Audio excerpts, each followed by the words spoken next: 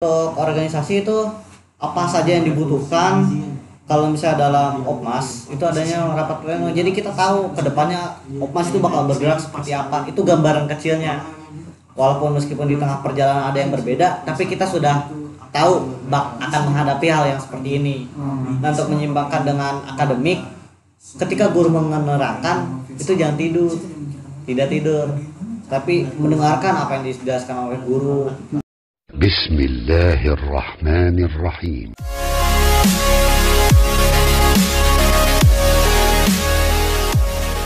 Let's start by saying basmalah. Bismillahirrahmanirrahim. Open our mind. Bismillahirrahmanirrahim. Assalamualaikum warahmatullahi wabarakatuh. Merdeka. Ya, apa kabar semua teman-teman podcast Setia Toleransi Perdamaian yang amat sangat saya cintai. Oke, kali ini kita kedatangan tamu yang sangat spesial, yaitu siapa? Si Emiliano. Saudara Emiliano Ismail Hafiz El-Wafa bin Zamzam Pualam. Oke, Emil. Lahir di mana, Mil? Oh, dilahir di Bandung, lebih tepatnya di Kampung Sarongge. Aneh bisa tahu nih, lebih tepatnya lagi di mana nih? Di mana? Di kasur. Benar nggak? Iya. Di kasur kan? Udah nggak usah ngelak. Masa di got sih? Kan nggak lucu. Nggak lucu. Oke, Mil. Sebelum kita masuk kepada inti sari pembicaraan, Ani mau nanya deh satu hal dulu nih. Kenapa sih setiap kali Ani undang dari semester kemarin, Ani undang buat datang ke podcast, ente selalu nolak, kenapa? Kenapa aneh selalu nolak? Iya. Pertama, enggak sih, cuma satu. Biar harganya mahal. Oh, naikin harga jual. Naikin harga jual. So jual mahal ya? Iya. Tapi jujur ya, ini Emil emang bener-bener nggak mau datang, serius. Jadi emang perlu saya jadi ngadu dulu ke salah satu orang yang bisa ngerayu Emil. Akhirnya ini datang karena bujukannya. Sabram. Iya.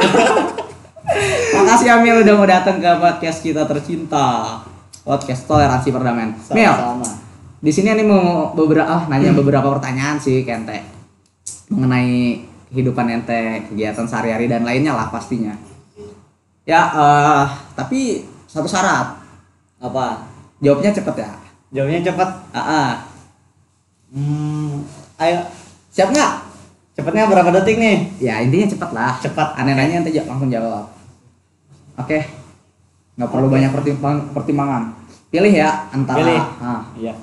Pertanyaan pertama. MI atau MTS? MI atau MTS? MI.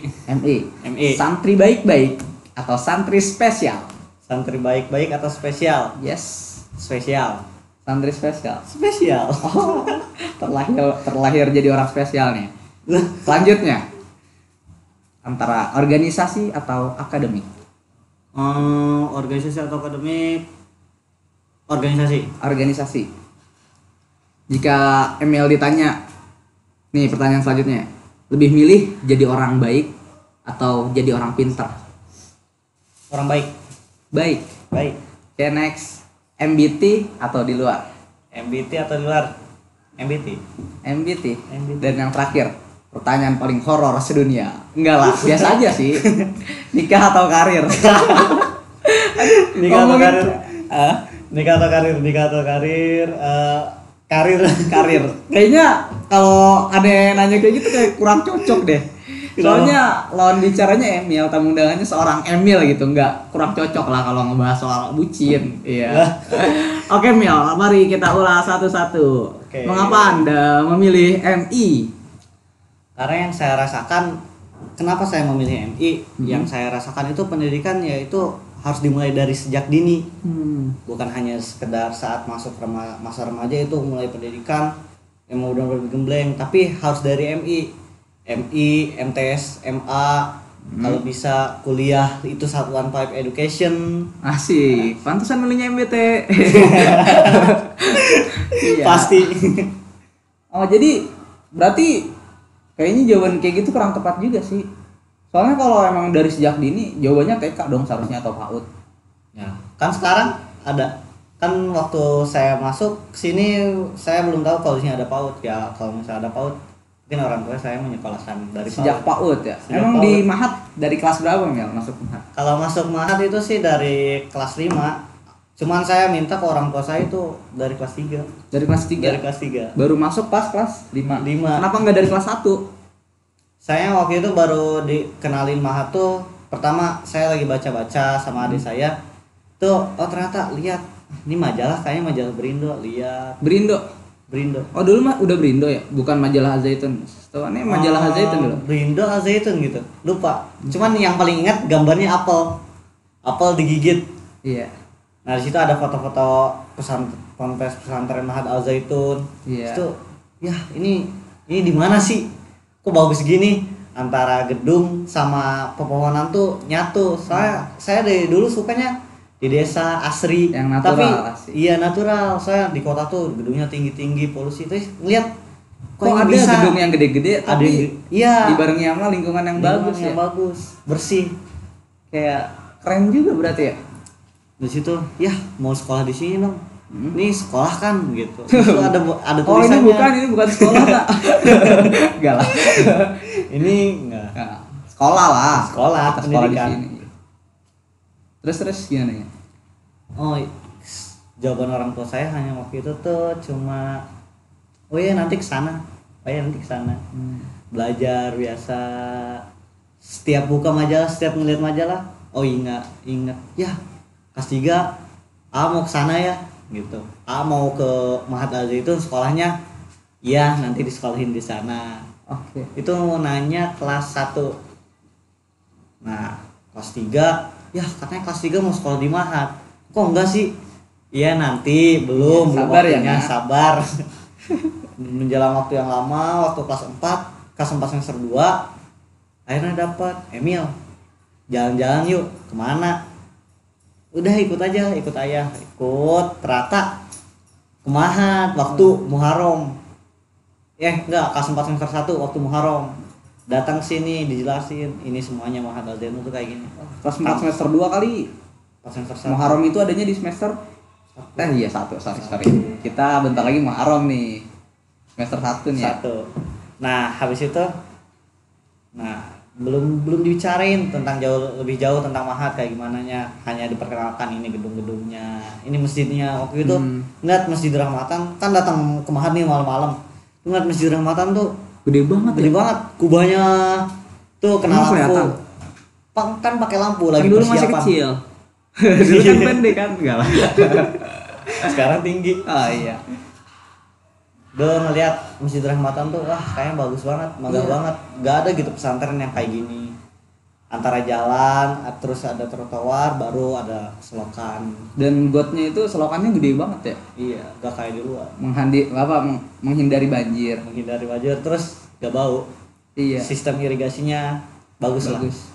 Kalau di luar kan lewat sini, aduh bau. Lewat sini juga, aduh bau. Lewat sini banjir. Mogok jadi. Mogok. Tapi alhamdulillah di Mahat ini aman ya.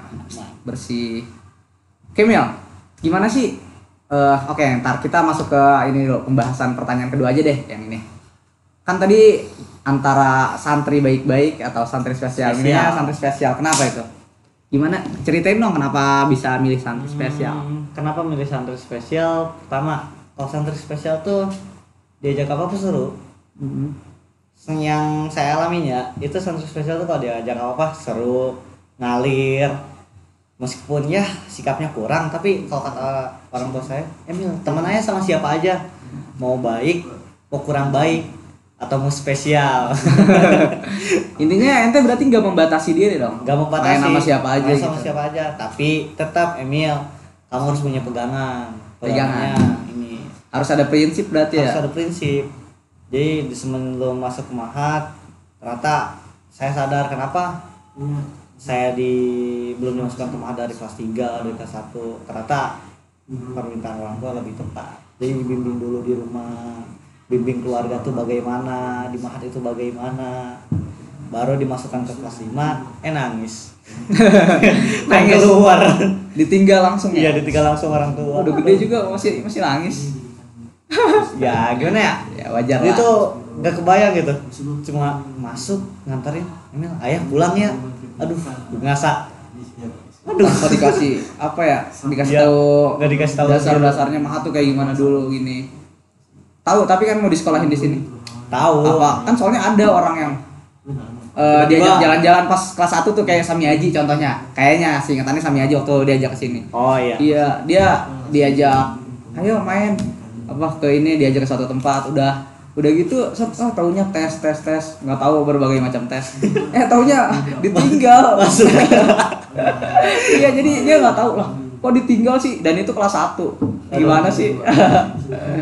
Memang sih, aduh parah. Tapi demi anak orang tua. Oh berarti santri spesial ini Emil nggak selalu ngikutin apa uncito yang ada dong? Pernah nggak sih ngumpet gitu? Ngumpet? Kalau ngumpet sih enggak. Kalau lagi jadwal ke masjid? Kalau lagi jadwal ke masjid ngumpet sih enggak, tapi santri baik-baik dong. Tapi gini loh, ngumpet kalau waktu ke masjid ngumpet enggak. Tapi kalau enggak ke masjid sering. Terutama subuh. Oh iya, kemana tuh? Ya biasanya di kamar tidur, kadang-kadang itu usah-usah gak ada yang ngecek. Oh, kakak-kakaknya nggak ada yang ngecek? Gak ada yang ngecek. Jarang ya? Itu kelas 9 sih, kelas 9. Apa ente ini apa? Nyari apa ya? Misalnya dijadwalin setiap hari Jumat karena udah hafal setiap hari Jumat itu kakak nggak ada yang ngecek misalnya. Oh enggak ya? Hampir setiap hari loh subuh. Itu kelas 9 semester 2. Udah mulai barbar. Kelas 9 semester 2. Nah, di situ saya itu tuh kegiatannya padat soalnya dari pagi sampai siang. Apalagi ngurus angkatan Irsyad itu apalagi teman ngurus di itu Irsyad ngajakin terus sampai ya kan sekamar sama Rusdi. Ya, sekamar. Jadi sekamar itu tuh kadang-kadang enggak ke masjid.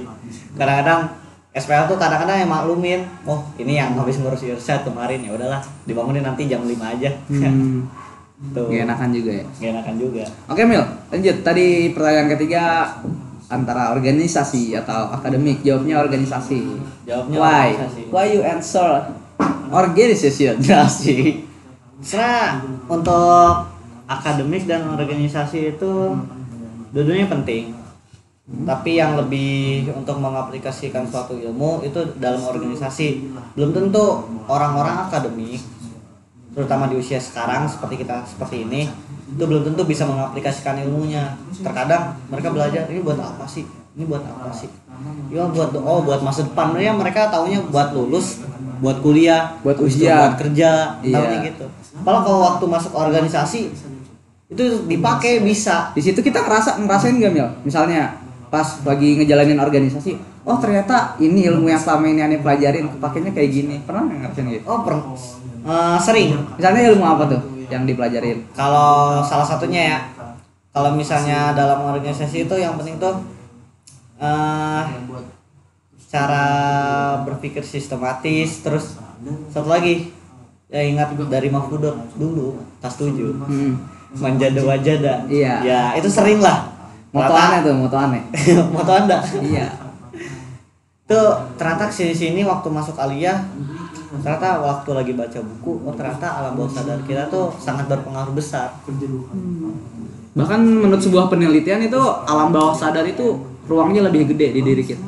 Iya, seperti gunung es. Iya, gunung es kan dari atas di permukaan kelihatannya kecil, tapi bawahnya lebih gede. Nah iya, seperti Sekitar 87% alam bawah sadar kita sering ngelakuin sesuatu itu berdasarkan perintah alam bawah sadar kita. Jadi dari itu Kebiasaan. kalau diyakinin, kalau alam bawah sadar kita diyakinkan, semuanya pasti bakal jalan. Apapun itu caranya, Mil. pasti bakal ketemu jawabannya.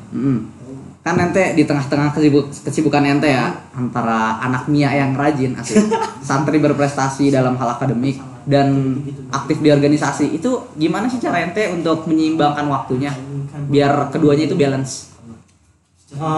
Untuk menyimbangkan waktu sebenarnya tuh untuk organisasi itu apa saja yang dibutuhkan. Kalau misalnya dalam Opmas itu adanya rapat pleno, jadi kita tahu kedepannya Opmas itu bakal bergerak seperti apa. Itu gambaran kecilnya. Walaupun meskipun di tengah perjalanan ada yang berbeda, tapi kita sudah tahu akan menghadapi hal yang seperti ini. Nah, untuk menyimbangkan dengan akademik, ketika guru menerangkan itu jangan tidak tidur, tapi mendengarkan apa yang dijelaskan oleh guru. Lalu ketika menulis Terus kalau misalnya ada pekerjaan atau PR bahasa di luar, kita mungkin di sini pekerjaan asrama PA. Nah, di situ untuk sesempat mungkin itu dikerjakan di sekolah. Dikerjakan di sekolah atau malam hari sebelum tidur. Seperti itu. Nanti terbiasa. Jadi ketika ada waktu yang emang benar-benar mepet, jadi kita udah tahu oh nanti akan ada seperti ini. Jadi kita dari sekarang. Tapi gini loh. Faktanya menurut yang aneh lihat ya, Opmas itu adalah organisasi yang menaungi atau melayani seluruh santri dari kelas 1 SMI sampai kelas 12 Aliyah. Nah, kan otomatis sibuk banget tuh dan pasti kadang itu dapat panggilan. Misalnya lagi belajar nih, kita lagi asik merhatiin guru, lagi ngerjain sesuatu. Taunya ada panggilan, Mil dipanggil Mil dalam buat ngurus program ini. Tiba-tiba dipanggil kesiswaan misalnya. Itu gimana cara? Kan agak kurang ini. Dan biasanya menurut saya faktanya gini loh. Orang-orang yang dulunya, yang sebelum di Opmas itu dia berprestasi secara akademik, Kardi misalnya ya kan. Yeah. Nah, semenjak masuk organisasi itu jadi nurun. Gimana menurut ente pendapat itu? Kalau kita sih pernah berbagi pengalaman sama Kardi. Mil, sumpah kalau misalnya waktu ini tuh aduh sama tuh gini ya, waktu masuk Opmas aduh capek jadi keteteran belajar, kadang-kadang aduh sorry ya banget Mil nih jangan ditiru katanya. Kadang-kadang ya kalau ada PA nyontek gitu, tapi itu sebenarnya salah aneh sendiri katanya gitu. Coba kalau sebenarnya bisa diantara lo kesibukan itu kita nanya ke teman, bisa ini apa sih, ada PA pekerjaan apa aja sih yang dikasih sama guru ke kita. Sebenarnya bisa nanya, terus lebih sering bertanya ke teman tadi pada pelajaran yang ditinggalin tuh apa gitu. Tapi ngerasa nggak sih kalau waktu yang dikasih Allah satu hari selama 24 jam itu kurang? Seakan-akan 24 jam itu kurang buat ente. Pernah mikir gitu? Enggak sih, enggak pernah kan. Nggak pernah ya? Alhamdulillah. Aneh sering banget soalnya mikir kayak gitu, aduh susah banget manage waktu gitu. Tapi kalau kata presiden mahasiswa UGM si asik Akhi Atiatul Muqtadir, itu aneh tau dari dia videonya. Jadi nggak ada, bagi dia tuh nggak ada istilah memanage waktu, yang ada memaksimalkan apa yang kita kerjakan gitu. Asik, siap, asik. Bang Fatur abis ini sponsorin ya. Oke, next. Tadi kita lanjut. Tadi milih antara santri baik-baik lagi. Milih jadi orang baik atau orang pintar? Orang pintar. Milihnya orang baik. Orang baik. Kenapa milih orang baik? Kenapa orang baik? Karena orang baik itu bisa jadi pintar, tapi orang pintar itu belum tentu baik. Jadi untuk orang baik sebenarnya dengan kebaikannya dia bisa menjadi lebih pintar daripada orang pintar ini gitu, karena ada keinginan untuk berkontribusi besar terhadap orang-orang yang di sekitarnya, apalagi terhadap masyarakat, maka dia merasa akan saya harus mengembangkan diri saya.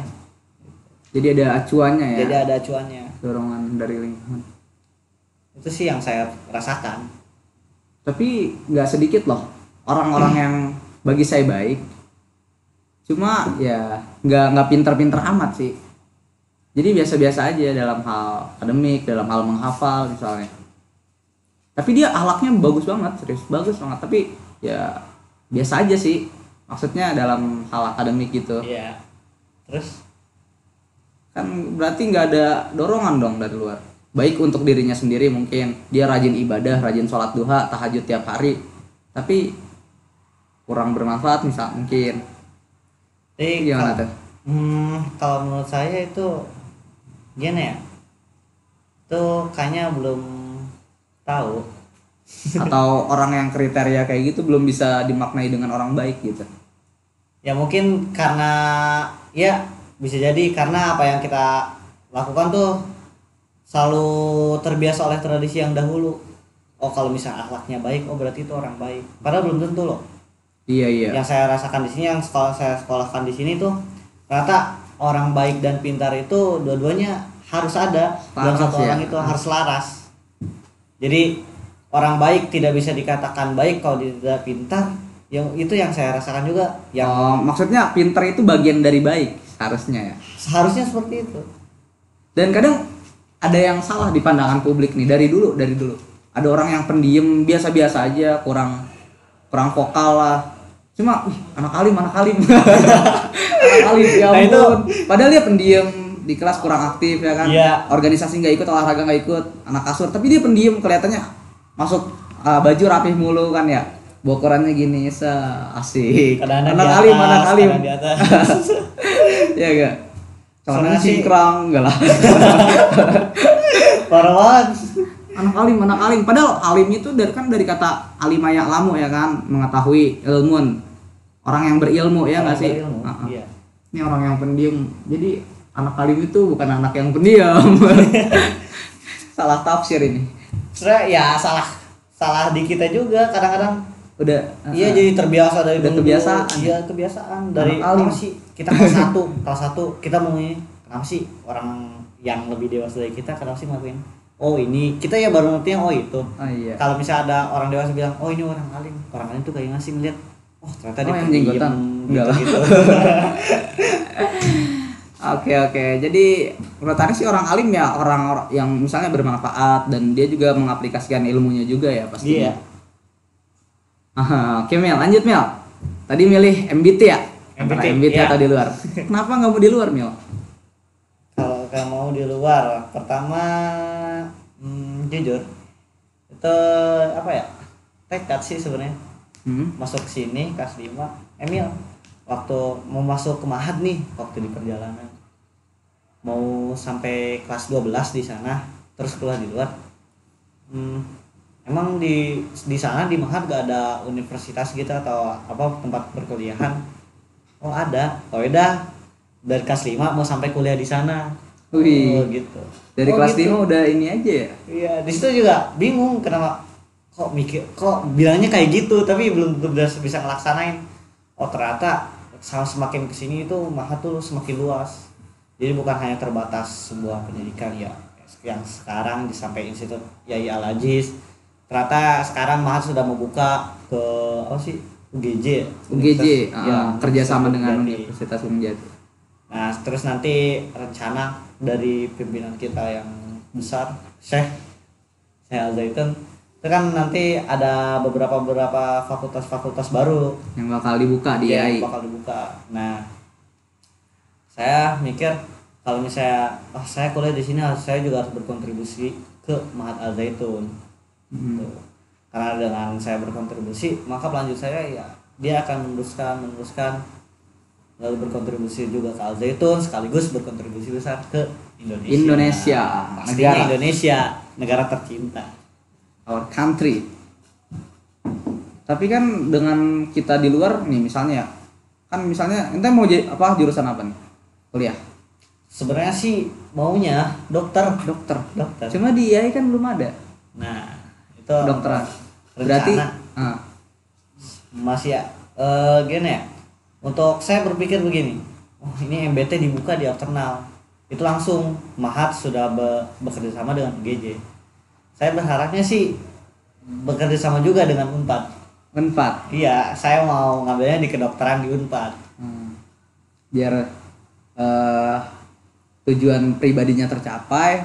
Iya. Dan MBT pengabdiannya juga ada. Nilai ibadahnya ada ya berarti. Keren juga ya Mil. Di UGJ udah ada belum kedokteran? Kalau di UGJ kedokteran ada, kalau tidak salah ada. Tapi kan dia swasta pasti lebih mahal. Oh iya ya. Oke Mil, the last. Karir atau nikah? Anda milih Karir nikah ya? atau Nikah. Oh. Enggak lah. Karir, nikah atau poligami? Enggak lah. Nah, itu mah. Jawab. Anda kali. Tadi jawabnya karir ya? Karir. Why? Nah sih, yang saya pikirkan gini, kalau misalnya mau karir atau menikah dulu, saya milihnya karir karena karir itu harus dibangun dari sekarang. Dari kita kecil, kita harus bisa mengupgrade diri kita sendiri. Terus masuk aliyah tuh baru kelas 12 lulus, nah itu baru meniti karir. Dari situ mulai meniti karir, ingin berisi dengan siapa itu ya yang kita juga. Belakangan lah ya. Iya, Intinya itu sukses belakangan. aja dulu.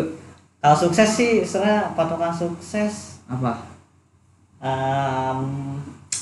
beda-beda kayaknya setiap Iya. orang tuh untuk Peran patokan sukses orang-orang beda. beda-beda ya. Jadi kalau misalnya saya ngambil karir dulu, saya bisa mencukupkan keluarga saya, terus bisa mengajar apa yang dicita-citakan oleh saya, dan intinya kalau karir itu lebih apa ya, untuk perjalanan kesananya, untuk setelah menikahnya itu terasa lebih ya langgeng. Asik. Lebih romantis ya pastinya. Kadang kan juga karena faktanya menurut sebuah penelitian itu broken home atau pecahnya keluarga, suami istri berantem itu disebabkan ekonomi keseringan. Ya kan? Iya Jadi, sih. iya. Kecuali Asik. ya beberapa Kecuali beberapa lah ya yang setia, yang akidahnya kuat, Iya, akidahnya yang akidahnya sama kuat. itu insya Allah langgeng. yang Jadi siap mendukung satu sama lain. intinya nyari yang seakidah dong. Aduh, siapa Aduh. siapa? Nanti aja itu mah. Oh, oke lah. Di kamar ya kita bahas ntar. Pribadi. Tahu loh. Oke, Mau oke. kasih tau gak ya? Gimana nanti lo? Oke Demil. Karena ente juga seorang menteri, pastinya sibuk dong ya nggak? Ini Sibuk udah ya? ngeluangin waktu buat podcast kayaknya mahal banget. Berapa menitnya? 1 menitnya berapa Mil? Gak tau Bang ya. Jago. Berapa? Enggak lah. Apain? Kita temen. Sama-sama berbagi. Oke Mil, kita mau closing.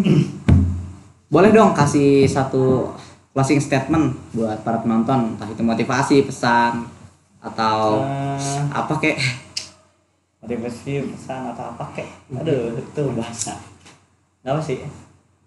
Untuk yang menonton, ambil pelajaran dari kita. Asik. Kalau ada kurangnya ya mohon maaf ya, beginilah. Kita masih kelas 12, masih belajar juga.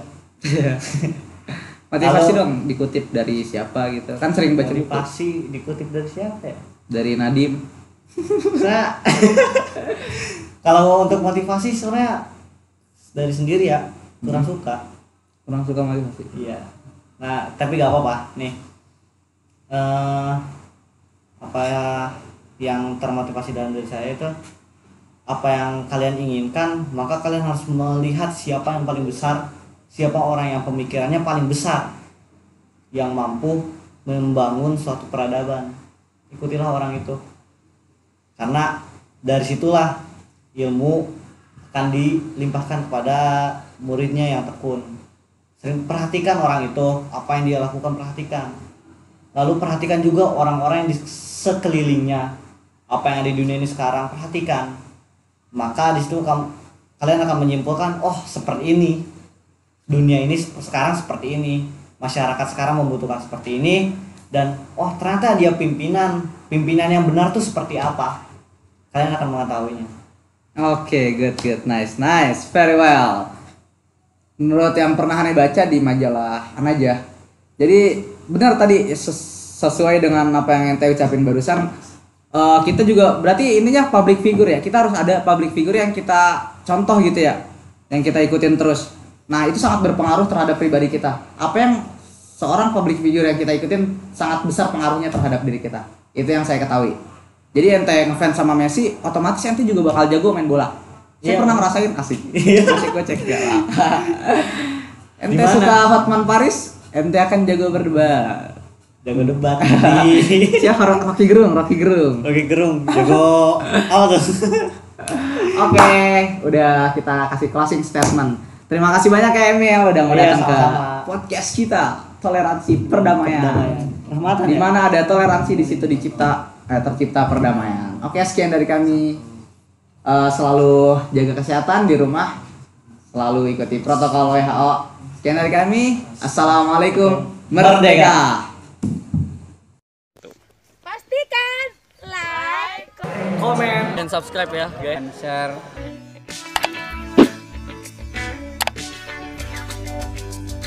klik tombol subscribe dan aktifkan lonceng notifikasi kamu agar selalu mendapat info terbaru dari channel Salam toleransi perdamaian. Merdeka.